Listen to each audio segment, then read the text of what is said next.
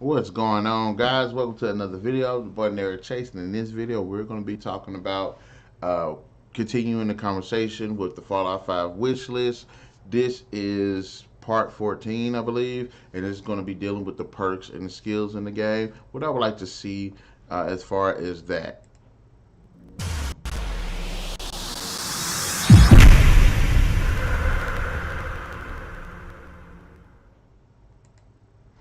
All right, then. Now let's go ahead and get into this conversation. There are two things about the perk system that I like to address, and this is concerning the game so far. First, I like the perk system in Fallout 3, the perk system in Fallout New Vegas, but I also like the perk system in Fallout 4 the best.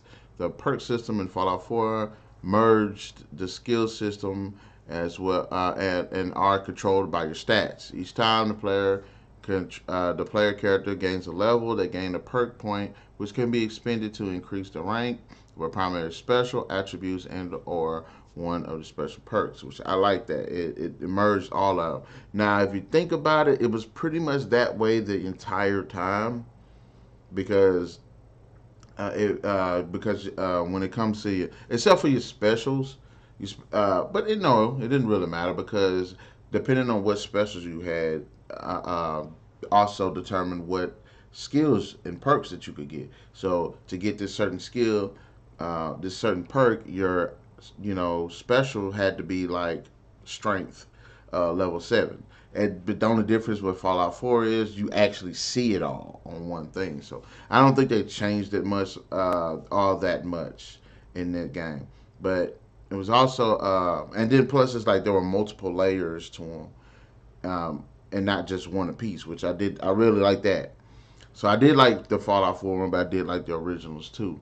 And second, they need to bring back the magazines, which I really wish they need to do. Would like to do. Would love to just get free points instead of have to try to fight everybody all this freaking time. It's always nice to help get extra perk points without having to do missions or fighting. Loved this mechanic in Fallout 3 in Vegas, but hated the fact that in Fallout 4, uh,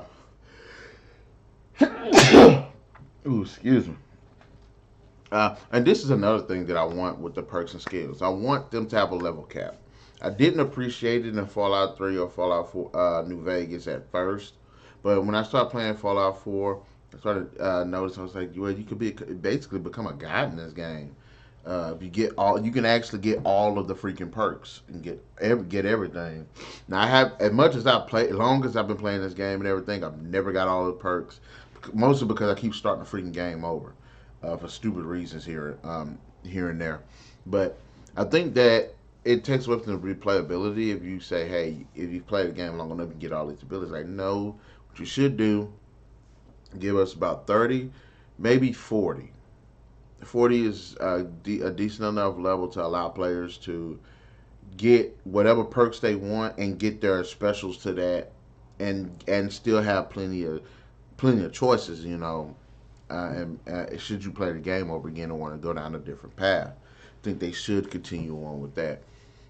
And also, like I said in my last video with the companions, I want the perks, skills, and attributes and specials and everything to kind of rub off on them a little bit too, so companions can have their perks and everything, so they can possibly level up as well, which I think will interact really well with the actual player character. And going back towards when I was saying the video where I said we should have multiple characters, if they're just clean slates that also go with them as well. You can have one person that has high charisma and is good with bartering and talking to people, and then you can have one that's the actual foot soldier that go in kicks ass, and you can have someone that's actually good with blacksmithing and making weaponry and recycling bullets and stuff like that, and repairing armor and repairing your weapons and stuff.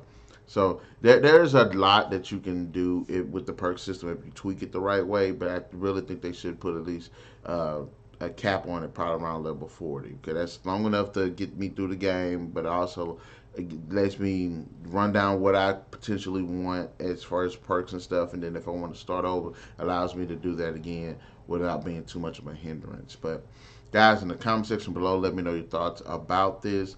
Do you think they should revamp the perk system or to go back to how it was in Fallout 3 in New Vegas?